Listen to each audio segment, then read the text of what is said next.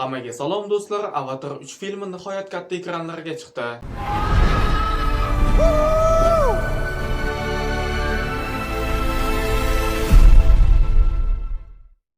Va film bir dunyo pul ishlab topdi. Bu videoni tayyorlayotgan paytimda film 950 million dollar kassa to'plaganda, hozir esa menimcha 1 milliard dollardan oshib qoldi. Film chiqqaniga esa 3 hafta ham bo'lgani yo'q. Hozirdanoq 1 milliard dollar. Ha, baland bo'yli ko'm-ko'k odamlar vertolyotlarni kamon bilan otayotgan film mana shunaqa pul to'playapti. Bugun biz mana shu film haqida gaplashamiz. Videoda spoiler bo'lmaydi, bemalol tomosha qilishingiz mumkin. Videoga like bosib, kanalga a'zo bo'lishni ham unutmang. James Cameron shunchaki rejissor emas, u olim. Cameron Avatar filmidagi o'simliklar va jonivorlarni o'ylab topish jarayonida haqiqiy jonivorni juda uzoq o'rganib chiqqan. Masalan, haqiqiy hayotdagi sakkizoyoqlar suzayotganda xuddi boshqa baliqdek shaklga kirishadi.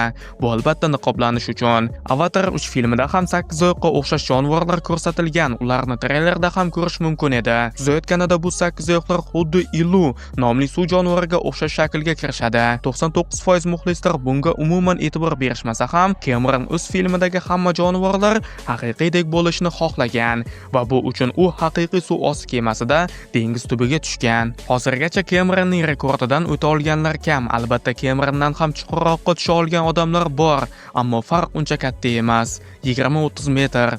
Shunday ekan Cameron shunchaki rejissor emas, u haqiqiy olim va dunyoning eng chuqur qismiga tushib, omon qaytgan odam.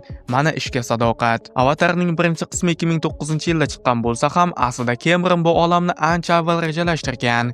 Bu odam taxminan 20 yil umrini Avatar filmlariga bag'ishlagan. Natijasini esa o'zingiz ko'rib turibsiz. Avatar dunyodagi eng ko'p pul to'plagan filmga aylandi. Albatta qasoskorlar 4 filmi qisqa vaqtda undan o'zib keta olganda, ammo keyinchalik Avatar yana birinchi o'ringa chiqib oldi. Chunki oradan 17 yil o'tib ketgan bo'lsa-da, odamlar Avatar filmini juda yaxshi ko'rishadi. Mayli filmni ancha maqtadik. Men filmning kamchiliklari haqida ham gapirmoqchiman. Filmni tomosha qilganlarning ko'pchiligi franshizaning biroz zerikarli bo'lib qolganligini aytishmoqda. Yangi g'oyalar avvalgidan ancha kam. 3-qism xuddi birinchi va ikkinchi qismlarning aralashmasiga o'xshab qolgan. Xuddi birinchi qismdagi kabi katta yakuniy jang faqat suvda. Yana men shu narsaga e'tibor berdimki, ko'pchilikka Avatar filmining jang sahnalari unchalik qiziq tuyulmaskan. Albatta Marvel va DC bizni qanaqa jang sahnalariga o'rgatib qo'yganini hisobga olsak, chindan ham Avatar filmidagi janglar yetarlicha zavq bera olmaydi. Noto'g'ri tushunmang. Menga Avatar filmi yoqadi, ammo aynan jang sahnalariga kelganda men Marvel va DC filmlarini ma'qul ko'raman.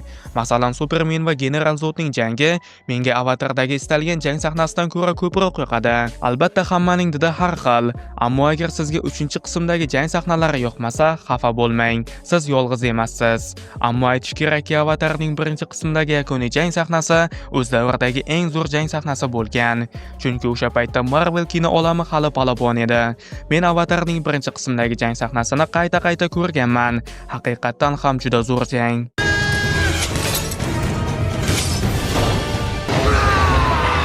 3-qismning yana bitta kamchiligi shuki, bu filmda Jek Sulliga juda kam e'tibor qaratilgan, ammo balki shunday bo'lishi ham kerakdir.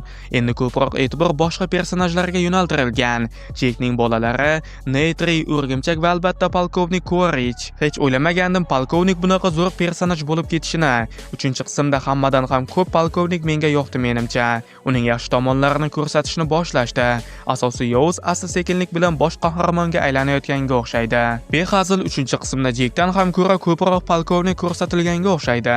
Menga uni qanday ochib berishayotgani juda yoqyapti va umuman hamma personajlar menga juda yoqyapti. To'g'risida, 2-qismni ko'rgan paytimda men Jekning bolalariga ko'nika olmagandim va ismlarini ham eslab qola olmagandim. Lekin endi ular ham to'liq mustaqil qahramonlarga aylanishgan va ular menga yoqa boshladi. Menimcha endi ularga ko'nikishni boshlayapman.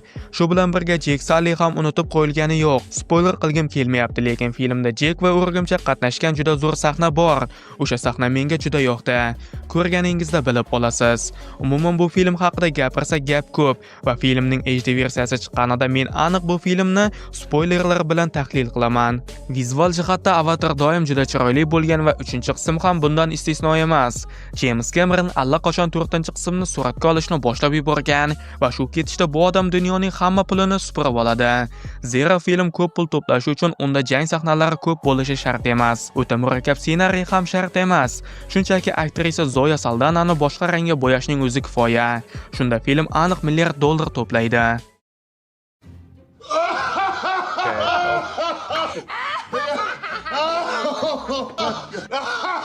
Hazilsiz aytsak, film o'zi to'playotgan pullarga chindan ham munosib. Anchadan beri hech qaysi film meni bunchalik xursand qilmagandi.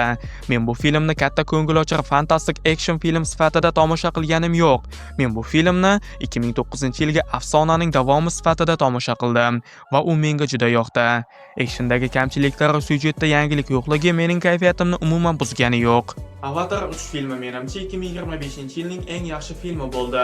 Ammo bu film haqida siz o'z fikringizni yozishingiz mumkin. Bu film sizga qanchalik yoqdi? Yangi personajlar yaxshi chiqyaptimi? Filmdagi jonivorlar sizga ham haqiqiydek tuyulyaptimi? Va hokazolar. Sizning fikringiz men uchun juda muhim. Buni yozib keting. Albatta videoga like bosib, kanalga a'zo bo'lishni ham unutmang. Keyingi videolarda ko'rishguncha sog' bo'ling, salomat bo'ling.